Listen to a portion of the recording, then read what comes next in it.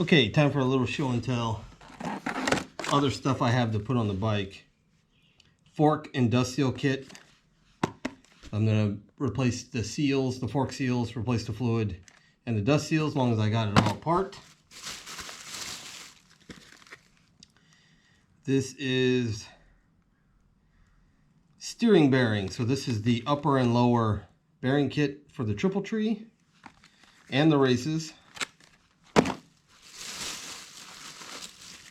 I have exhaust gaskets and new nuts.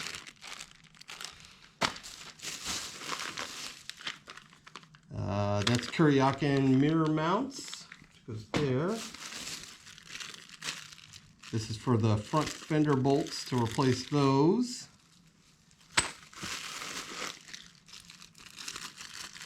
Foot peg bolts, because the ones on here are all rusted. The front badge nut, because it was rusted as well. The other front badge nut.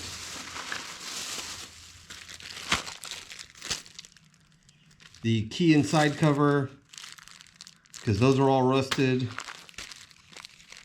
This is the swing arm seals. I plan on pulling the swing arm and replacing those seals because they look rusty and dirty. The brake rotor bolts. Handlebar bolts. I got the USB kit from Indian. It replaces the surrounding housing around the odometer. And then gives you power for adding a USB port. Got that kit. Kuryakin floorboards.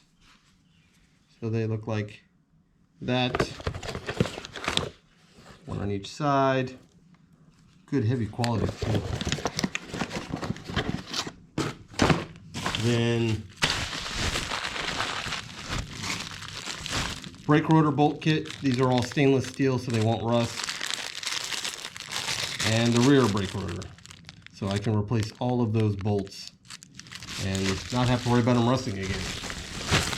I also got, this is something I do on all my bikes, a magnetic oil drain plug.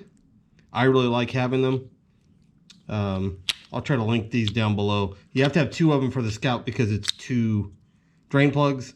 It adds a magnet inside